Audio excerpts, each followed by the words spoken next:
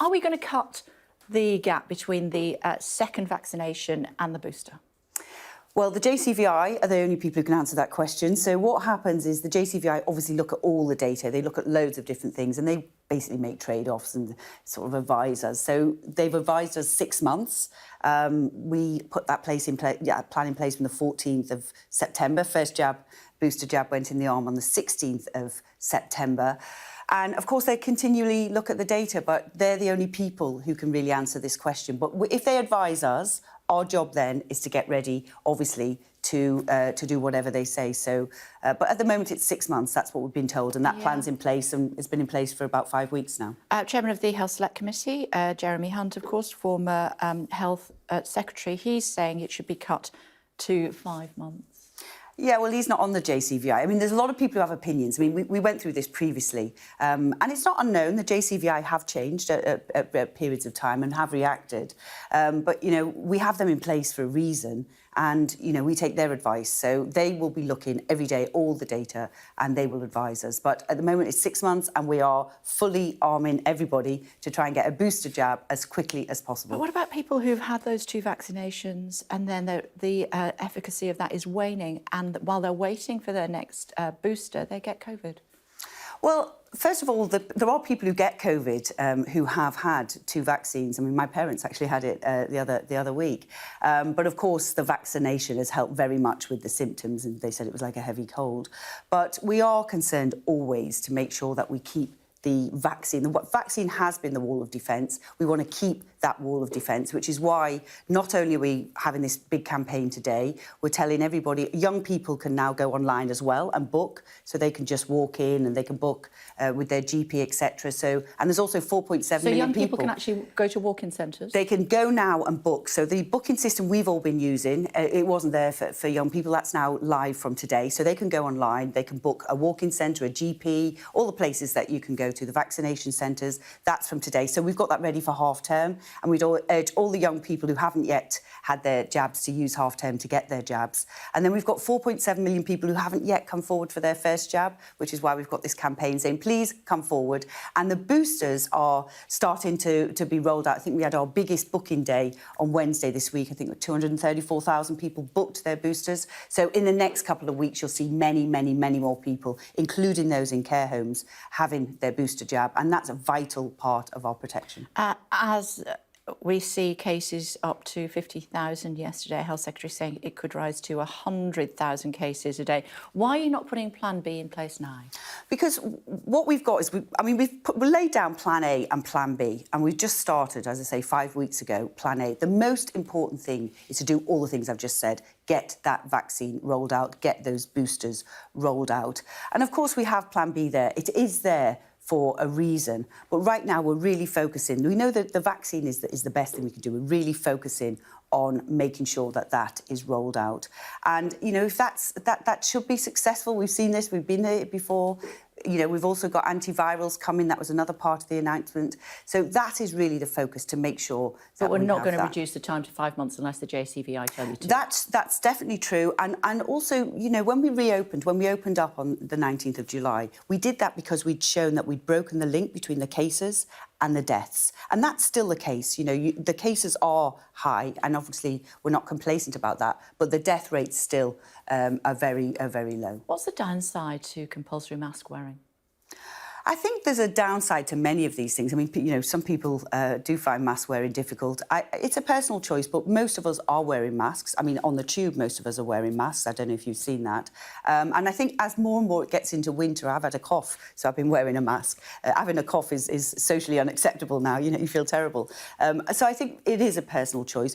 Many people do wear masks, and many people, when you go out into meetings, I was in care homes yesterday, everybody was wearing masks. But it's about personal choice. You know, we're not the sort of country that tells you what you need to wear, or, you know, it is about personal choice. We all know the pros and cons of this. We spent 18, 19 months educating ourselves, so we all know what to do. And, you know, it's not for the government really to mandate it. Of course, it's there as a backup, and it is there as part of Plan B. But, you know, we expect that people will do the right thing. And actually, most people are doing the right thing. But the right thing you can do right now is come forward for your vaccine or come forward for your booster. You say most people are wearing masks, but I mean, looking at the images from the House of Commons the other day, I only could see Theresa May wearing a mask on the benches. There you go. I mean, not many people doing the right thing there, are they? And Jacob Rees-Mogg said, you don't need to wear a mask during debates because of the convivial, fraternal spirit within the Conservative Party. Does that mean if you are convivial and fraternal, you don't get COVID? No, I think, you know, everybody knows that you can get COVID from anybody. Not setting an example, though, eh? No, and to be honest, we didn't... Throughout much of the summer, not many of us have had masks on. I mean, I had a mask on yesterday just because, again, I was coughing. But and Theresa May has had one all along because she's also diabetic. And diabetic. So I think she, you know, and there's actually a number of people, it's not just Theresa May, a number of people who have health concerns. And if I sit next to anybody who has a mask on, I always put a mask on because obviously they're concerned about themselves. But you'll find more and more as we go into winter, people will be wearing masks. But we shouldn't make it this, you know, this sign of virtue or not. I mean, you know, people have to make sensible choices. But we've been criticised by the Labour Party, who all wore masks in the chamber, but at their conference, none of them had a mask on, you know. Even more people in a and I'll be putting that to Labour when I speak to them later on. But don't be hypocritical. But I'm not asking about Labour, I'm asking about you know, the government, and also the fact that, you know, in Scotland, it's mandatory to wear a mask on public transport and also within shops. It's also the case in Wales, so they're wrong to do that. I think we've all had, you know, it depends on what you want to say as a government. I mean, we've all had different things from different times with the devolved governments. And we have it in our Plan B. You know, we have it in our Plan B. The very first part of this interview is what we should be talking about. Getting the vaccine, getting the booster. And we've talked about that. And the mask is less relevant. Important, surely.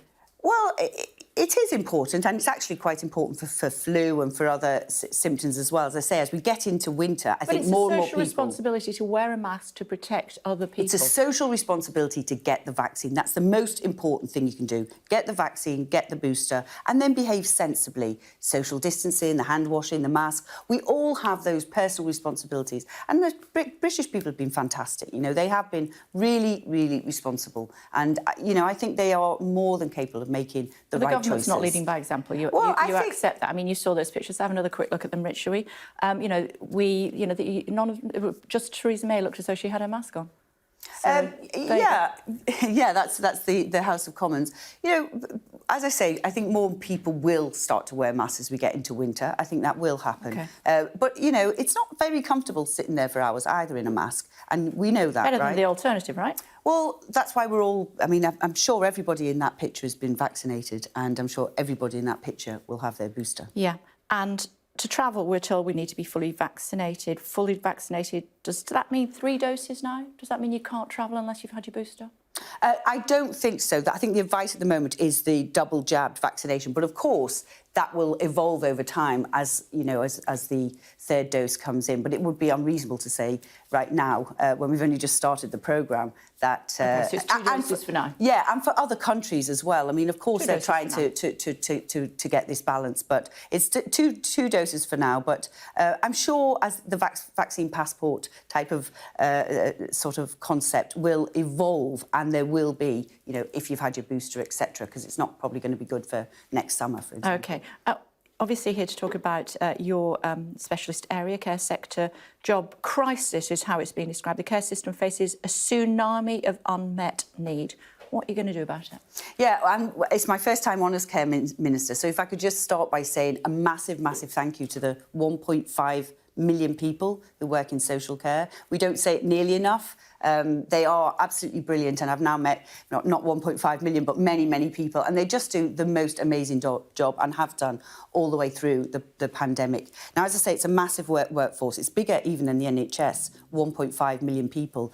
And it does have challenges all the time because every year the need grows by 1 to 2% as the demographics change in our country. More elderly people, more need. So it's this constant battle to keep enough people coming into social care. And that's one of the reasons the whole reform agenda that we put forward, and, you know, the new levy, which is going to, you know, deliver on a new social care system, is really important because we need to professionalise this workforce. It isn't invested enough in.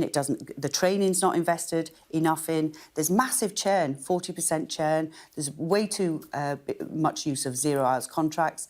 And right now, they have, we've just announced this £162.5 million to help with short term between now and March to get extra capacity in the system, extra hours, agency staff, etc. But long term, this is also a challenge that we need to put on a much better footing. But what are you going to do in the meantime? I mean, you could look at the shortage occupation list. Currently, only senior care workers are on that list. You could change that, couldn't you? We have senior care workers on that list, but I don't think that's really the answer, hoovering up everybody else's social care. What are you going to do? I mean, so we've done this 100,000 short, something like that? We've done this before. So in the pandemic, what we did before was a very similar thing to what we've announced today.